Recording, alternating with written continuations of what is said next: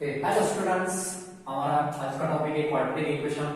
Quadratic equation में हमें आज देखना है एप्लीकेशन ऑफ क्वाड्रेटिक इक्वेशन। ठीक है, इसके पहले हमने क्वाड्रेटिक इक्वेशन सॉल्व कैसे करना है उसका तीन मेथड देखा है। First one is factorization method, then second one is completing square method, third one is formula method. ऐसे तीन मेथड, उसके बाद nature of roots, then how to generate a quadratic equation from given roots, and then next topic is application of the quadratic equation.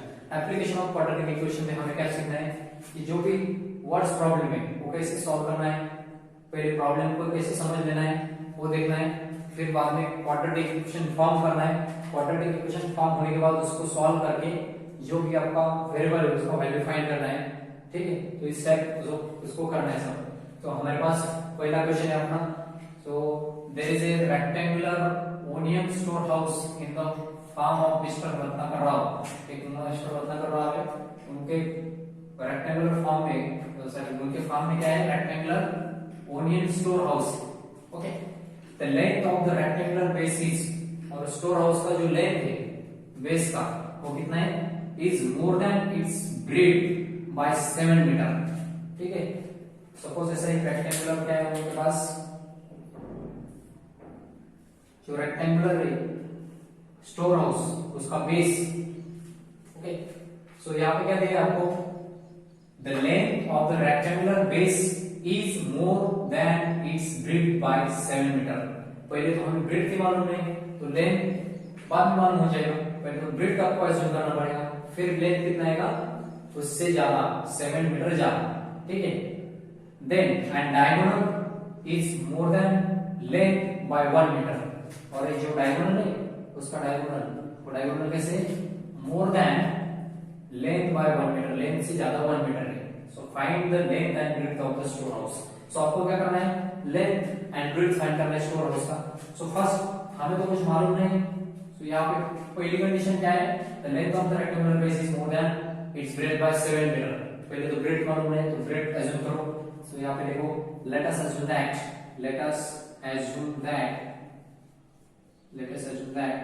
the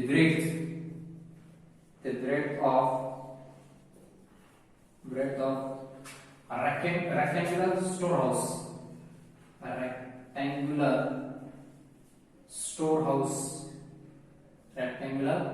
storehouse is x metre. Suppose breadth कितनी उसकी, bread मुझे मालूम नहीं थी, तो मैंने कितने में x मीटर, आप y मीटर भी ले सकते हो, z मीटर भी ले सकते हो, जो चाहे आप ले सकते हो। ठीक है, देयरफॉर ब्रेड कितना है x मीटर, तो लेंथ कितना है, लेंथ तो 7 मीटर ज्यादा है ब्रेड से। Therefore the length of storehouse is equal to 7 metre ज्यादा है। देखो ब्रेड से 7 मीटर ज्यादा, ब्रेड तो x है, सो ये आएगा x प्लस 7 मीटर। ठीक है, तो ब्रेड लेंथ कितना मिला, x plus 7 metre. Next condition क्या है, एंड डायगोनल जो है, diagonal is more than length by 1 metre. Length से ज्यादा है, कितना है डायगोनल, हमें लेंथ कितना मिला, x प्लस 7, लेंथ से ज्यादा है डायगोनल 1 मीटर। सो लेंथ है x प्लस 7, उससे ज्यादा 1 मीटर, मींस कितना है, x प्लस 8 आएगा। यहाँ पे क्या लिखना है, therefore now diagonal of storehouse, rectangular storehouse, diagonal of rectangular storehouse is equal to, वो आएगा length plus 1 मीन्स कितना आएगा, x plus 8 metre. x plus 8 metre is the diagonal। So आप इसको ठीक से देखोगे, suppose this A, B, C, D is the base of rectangular storehouse. Then each and every angle is of 90 degree, because each and every angle of rectangle is 90 degree. There is one rectangle, right ना? अगर ये x plus 7 है तो ये भी x plus 7 है, अगर ये x है तो ये भी कितना है, ये भी तो x है, ये x plus 7 है तो ये भी तो x plus 7 है। Parallel side है, opposite sides are equal, and diagonal is x plus 8, right? Now in this right angle triangle ABC, by using Pythagoras theorem, we know that the Pythagoras theorem, hypotenuse square is equal to side 1 square plus side 2 square, right. तो यहाँ पे क्या लिखना है, according to therefore by the Pythagoras theorem, Pythagoras theorem, hypotenuse square is equal to side 1 square plus side 2 square। तो यहाँ पे क्या लिखना है, side 1 square plus side 2 square, ठीक है, side 1 square plus side 2 square। Now the hypotenuse, opposite angle to the 90 degrees, sorry opposite side to the 90 degrees, x plus 8। so यहाँ पे क्या लिखना है, therefore x plus 8 whole bracket square equal to side 1, which one is side 1, side 1 means this or this, दोनों में से कौन सी है, side 1 ऐसे करो, so मैं क्या करता x square plus side 2 means x plus 7 whole bracket square, x plus 7 whole bracket square। now you know the formula of a plus b whole bracket square, so a plus b whole bracket square is nothing but a square plus 2ab plus b square equal to x square as it is plus a plus b whole bracket square। now the a plus b whole bracket square is here also x square plus 2 into x into 7 plus 7 square, okay, bracket close। now x square plus 8 to the 16x plus 8 8 the 64 is equal to x square plus x square plus 7 to the 14x plus 7 square is equal to 49, right। so ये वाला x positive, यहाँ पे आने के बाद क्या हो जाएगा, लेफ्ट साइड में नेगेटिव हो जाएगा, so positive x square negative x square get cancel, मैं डायरेक्टली कैंसिल कर लेता, मेरा काम आसान हो गया एकदम, ठीक है। सो नेक्स्ट क्या करेंगे हम, ये दो टर्म है उस साइड में शिफ्ट करेंगे, ठीक है, ये वाले दो टर्म्स उस साइड में शिफ्ट करेंगे। सो वो वाला साइड कौन सा है, फर्स्ट तो x स्क्वायर है, देन 14x है, देन 49 है, these three terms as it is। मुझे ये टर्म यहाँ पे शिफ्ट कर रहा है तो प्लस का माइनस हो जाएगा, प्लस का माइनस हो जाएगा, सो माइनस 16x माइनस 64, इधर कुछ भी नहीं, आप दोनों के टर्म यहाँ पे लेकर गए मैं, तो क्या बचा, इज इक्वल टू 0 बचा, ठीक है, इसलिए मैंने इज इक्वल टू 0 लिख दिया। मैं अभी क्वेश्चन रफ करने जा रहा हूँ, हमें यहाँ पे लेंथ एंड ब्रेड्थ फाइंड करना है स्टोर हाउस का, तो हमें याद रखना है कि लेंथ एंड ब्रेड्थ फाइंड करना है, ठीक है। सो नेक्स्ट हमें क्या करना है, वो वाला इक्वेशन सॉल्व करना है, यहाँ से क्वाड्रेटिक इक्वेशन बन जाएगा। So form the quadratic equation and find the solution of the, find the roots of that quadratic equation, okay. So next क्या करना है हमें, देखो बहुत सिंपल सा, x square as it is रखना है, x स्क्वायर या फिर देखो like terms 14x minus 16x, 14 minus 16 minus 2x, okay, then 49 plus 49 and minus 64, so I have consider minus 50 is equal to 0, is equal to 0। now यहाँ पे देखो आप x square minus 2x minus 15 is equal to 0 is the quadratic equation and इसको हमें solve करना है by using factorization method। सो आप इसको फैक्टराइजेशन मेथड से सॉल्व कर लेते तो आपको क्या मिलेगा, 15 इतना माइनस 15 इतना मल्टीप्लिकेशन चाहिए बेटा, माइनस 15 इतना मल्टीप्लिकेशन एंड माइनस 2 इतना addition, which two numbers are there. So आप बोलोगे कि सर 5 एंड 3 दोनों का मल्टीप्लिकेशन 15 आता है, तो मैं यहाँ पे भी 5 एंड 3 लेने जा रहा हूँ, बट मुझे एडिशन क्या चाहिए, माइनस में चाहिए, एडिशन क्या चाहिए, माइनस में चाहिए। सो मुझे माइनस साइन कौन से नंबर को देना चाहिए, माइनस 5 को, ग्रेटर नंबर को माइनस साइन देना चाहिए, minus 5 plus 3 minus 5 minus 5 into minus 5 into 3 तो आएगा आपका माइनस 15। सो मिडल टर्म को हमें स्प्लिट अप करना है, minus 5x plus 3x, okay. चलो तो हम स्प्लिट अप कर लेते हैं, x square minus 5x plus 3x minus 15 as it is equal to 0। only this middle term can be split up by minus 5x plus 3x, okay. इसको हमने only split up करके रखना है। चलो तो नेक्स्ट देखेंगे कैसे कौन कॉमन निकलेगा यहाँ से, तो यहाँ से कॉमन निकलना है, x कॉमन निकल सकता है यहाँ से 3 कॉमन निकल सकता है, okay. 3 and 15 both are divisible by 3, so चलो निकालो, यहाँ से 3 कॉमन, x कॉमन, सो बचेगा x माइनस 5 प्लस 3 कॉमन, यहाँ पे भी बचेगा x minus 5 is equal to 0। Generally जो फर्स्ट ब्रैकेट आता है वही सेकंड ब्रैकेट आता है, फिर से ये वाला ब्रैकेट दोनों के टर्म में कैसे है, कॉमन है, so take x minus 5 as a common, next one is remaining x plus 3 is equal to 0। Okay, now the multiplication of two bracket is 0, either this bracket is 0 or this bracket is 0।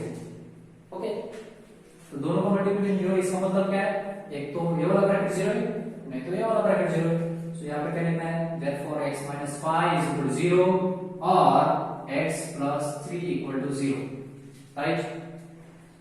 Now the x is equal to minus का plus 5 हो जाएगा और x is equal to minus 3 हो जाएगा। ठीक है, तो ये क्वाड्रेटिक इक्वेशन था, क्वाड्रेटिक इक्वेशन है तो दो रूट्स, उसमें कोई डिफिकल्ट नहीं, दो रूट्स आने ही वाले उसको, राइट ना? हाँ, इसको दो रूट्स है सर, बट एक है पॉजिटिव, दूसरा है नेगेटिव रूट्स, राइट ना? एक पॉजिटिव रूट्स है, दूसरा कौन सा है, नेगेटिव रूट्स। सो यहाँ पे नेगेटिव रूट्स एज्यूम नहीं करना है, नेगेटिव रूट्स एज्यूम क्यों नहीं करना, क्योंकि लेंथ कभी नेगेटिव में नहीं होता, लेंथ कभी नेगेटिव में नहीं होता। कौन सा डिस्टेंस मैं ऐसा चलूंगा तो चलने के बाद मैं क्या करता, कुछ तो सेंटीमीटर चला, कुछ तो मीटर चला, सपोज 5 मीटर चला, मैं ऐसा नहीं बोलूंगा कि मैं -5 मीटर चला, ऐसा तो नहीं बोलूंगा। मींस लेंथ जो रहती है वो हमेशा कैसे रहती है, पॉजिटिव रहती है। तो नीचे क्या लिखना है, therefore length is not negative, length is not negative. Okay, कभी भी लेंथ नेगेटिव नहीं रहता है। सो x जो था वो x कौन था हमारा, मैंने एज्यूम किया था late x be breadth of the storehouse, storehouse का कौन था वो breadth था। x cannot be negative means therefore x not equal to -3, so x का वैल्यू -3 नहीं हो सकता, -3 नहीं हो सकता तो कौन हो सकता है, therefore x is equal to 5, therefore x is equal to 5। x means कौन है, breadth of the storehouse, तो नीचे क्या लिखूं, therefore breadth of the storehouse is कितना है, that is 5 metre, breadth of the storehouse is 5 metre. and जो length था वो लेंथ कैसे था, length is more than 7 to the breadth and length of the storehouse is x plus 7 means 5 plus 7, so आपका answer आएगा that is 12 metre. so 12 metre कौन है, 12 metre इतना लेंथ है, 5 मीटर इतना कौन है, ब्रेथ। सो बहुत सा सिंपल सा क्वेश्चन था, इसी टाइप को सॉल्व करना है। फर्स्ट तो क्या करना है, फर्स्ट हमें क्या करना कि पहले क्वेश्चन ठीक से ढंग से पढ़ना है आपको। अगर आप ठीक से पढ़ोगे तो आपके दिमाग में क्या करना है और कैसे इसको सॉल्व करना है तो ऑटोमेटिक आएगा। तो पहले क्या करना है, हमें क्वाड्रेटिक इक्वेशन कैसे भी करके जनरेट करना है। गिवन इंफॉर्मेशन क्या है वो ठीक से पढ़ना है। पहले गिवन इक्वेशन पढ़ने के बाद, गिवन जो क्वेश्चन है वो पढ़ने के बाद हमें क्या करना है, तो क्वाड्रेटिक इक्वेशन फॉर्म करना, क्वाड्रेटिक इक्वेशन सॉल्व करना है। क्वाड्रेटिक इक्वेशन सॉल्व करने के बाद अगर आपके पास लेंथ है, ब्रेड्थ है तो नेगेटिव में नहीं आएगा कभी, तो नेगेटिव वाला वैल्यू कैंसिल कर दो, पॉजिटिव वाला वैल्यू ले लो। सो x का वैल्यू 5 आएगा। x मींस हमारा ब्रेड था, तो ब्रेड का वैल्यू कितना है, 5 metre. And length of the store house कितना है, वो था x plus 7, so x का वैल्यू 5 plus 7 कितना आएगा, that is 12 metre. So our next question is the sum of the squares of two consecutive given natural number is 244, find the numbers। okay, आपको सम करना है, किसका सम करना है, squares of two consecutive even natural numbers, वो कितना है 244। तो बाद में आपको क्या फाइंड करना है, वो वाले नंबर कौन से वो आपको फाइंड करना है। ओके, सो क्या आपने कहा शुरू, अगर आपके पास टू नेचुरल नंबर्स होता तो मैं क्या लिखा, x and two consecutive natural number, first is x, second one is x plus 1, two consecutive natural number only. यहाँ पे क्या है, two consecutive even natural numbers, तो first even number is 2x and consecutive कौन होगा उसका 2x plus 2, 2x plus 1 नहीं, 2x plus 1 तो और हो जाएगा, आया समझे। So 2x is the first consecutive even number and second one is 2x plus 2। Next, अगर आपके पास ऑड नंबर्स अगर आपके पास टू कॉन्जिक्यूटिव ऑड नंबर्स, तो कॉन्जिक्यूटिव ऑड नंबर्स कैसे आता है? First one is 2x plus 1 and second one is 2x plus 3. Okay, so इसी टाइप लिखना है आपको, स्टेप करना है. हमारे पास यहाँ पे कंडीशन कौन सी? Condition is that squares of two consecutive even natural number. Even natural number लेना है. सो ना इवन नेचुरल नंबर मींस ये वाले, ठीक है. क्वेश्चन टेक्स्ट बुक में रॉन्ग है, यहाँ पे इवन दिया ही नहीं, उन्होंने directly two consecutive natural number ऐसे बोला है. ओके, तो टेक्स्ट बुक का क्वेश्चन थोड़ा सा रॉन्ग है. यहाँ पे बीच में इवन भी आता है, सो इवन आता है तो हमें रियल नंबर लेना पड़ेगा. ओके, सो नेक्स्ट हमें क्या लेना है यहाँ पे? Let us assume that to consecutive even natural numbers are. Let us assume that two consecutive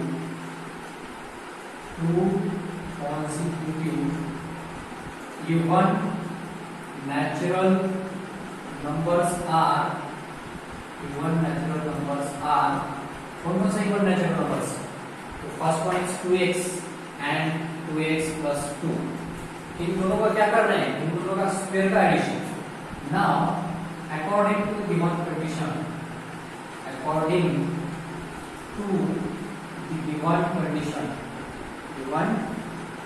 क्या कंडीशन होगा?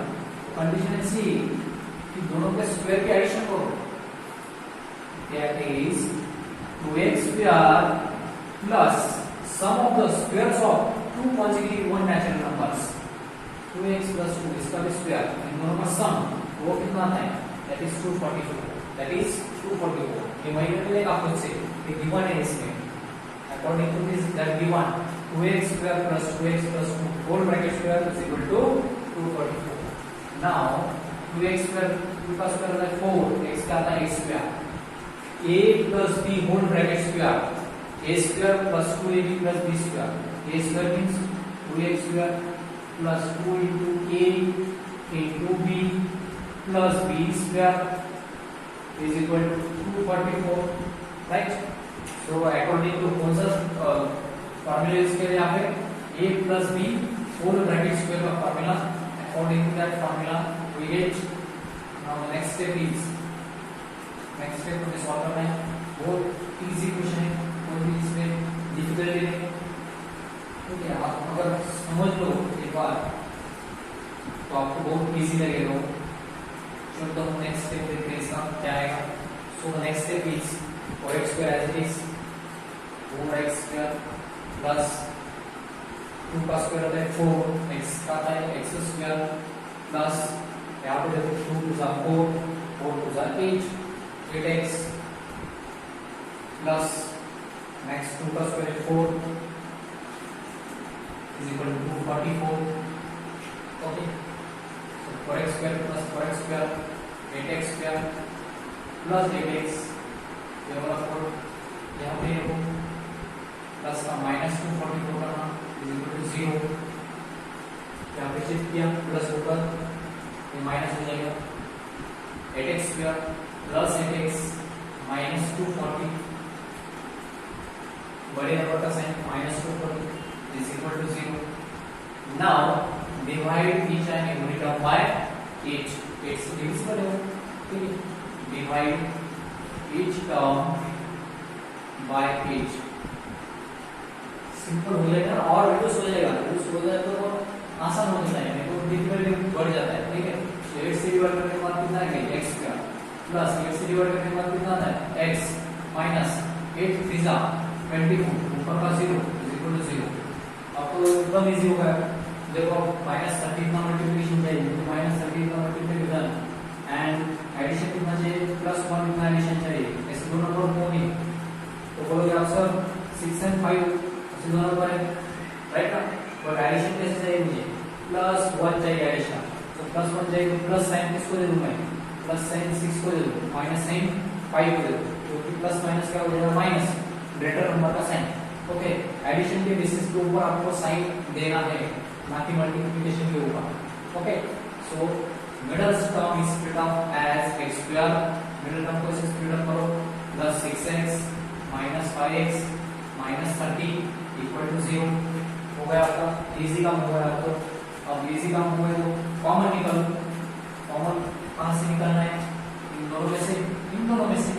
अगर मैं दोनों में से कॉमन निकालता तो क्या निकलता, x, यहाँ पे मिलेगा x प्लस 6 माइनस 5 ऐसे कॉमन, -5 कॉमन निकालता है साइन प्लस हो जाएगा बेटा, यहाँ पे लिखेगा x plus 6 equal to 0, right ना, x plus 6 1 second common, then remaining x minus 5 equal to 0. Now product of two bracket is 0. Either first bracket is 0 or second bracket is 0. Therefore क्या लिखना है, x plus 6 is equal to 0 और x minus 5 equal to 0. So आपका answer क्या आएगा, that is x is equal to minus 6 और x is equal to plus 5 और x is equal to plus 5. और आपको फाइंड क्या करना है, फाइंड द नंबर्स फाइंड करना है, होल से नंबर फाइंड करना है, इवन नंबर से two positive even numbers, so negative वाली वैल्यू मत लो, कंसीडर पॉजिटिव वाली वैल्यू, ओके। सो पहला नंबर कौन सा था, फर्स्ट नंबर इज 2x, यहां पे निकाला मैंने 2x and second one is 2x plus 2, तो x मींस वैल्यू कौन सा लेना है आपको, x का वैल्यू 5 लेना है। चलो तो हम क्या करेंगे, x का वैल्यू कितना, therefore the given two natural numbers are, okay. Next क्या लिखना है आपको, वो दो नंबर्स कौन से, वो लिखना है। चलो तो हम लिखेंगे यहाँ पे therefore the given two consecutive even natural numbers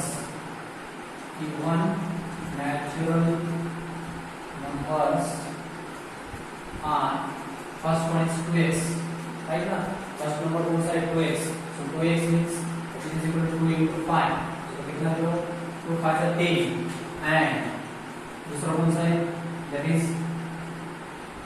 दूसरा कौन सा है 2x plus 2 था, right ना, so 2 into 5 plus 2 which is equal to 5 है 10 plus 2 आएगा, 10 plus 2 means 12, so natural number कौन से 10 and 12, -6 क्यों नहीं लिया मैंने, -6 देने के बाद मेरा नंबर माइनस में जाएगा, वो इंटीजर मिलेगा मुझे तो एक नेचुरल नंबर चाहिए, सो इंटीजर मिलेगा तो ये देना पड़ेगा क्या, नहीं।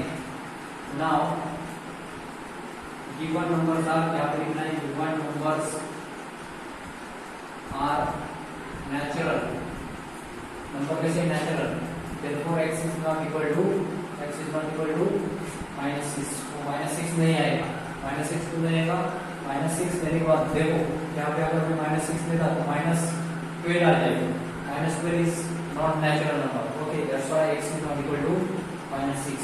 फिर तो आप कंफ्यूज हो जाएंगे सर यहाँ पे x इज इक्वल टू 5 क्यों लिया, तो इसका रीजन है आया समझे। तो दो नेचुरल नंबर्स कौन से consecutive even natural numbers 10 and 12। I hope आपको ये अच्छी तरह से दो एग्जांपल समझ में आया होगा। आपको कुछ एक्सरसाइज करना है, उसके ऊपर जो क्वेश्चन है वो आपको सॉल्व करना है, ठीक है। चलो तो फ्रेंड्स आप इसका प्रैक्टिस करिए एक बार, तो आपको सब कुछ आएगा। पहले प्रॉब्लम समझो, उसमें क्या क्या दिया है वो लिख के लो, देन क्वाड्रेटिक इक्वेशन ड्रॉ करो, उसको अच्छी तरह से सॉल्व करो, प्लस माइनस साइन को केयरफुल करो, तो आपका 100% एक सवाल आ जाएगा। कौन सा भी आपके पास क्वेश्चन है वो तो आप सॉल्व कर सकते हो इसको, okay. So best of luck all of you.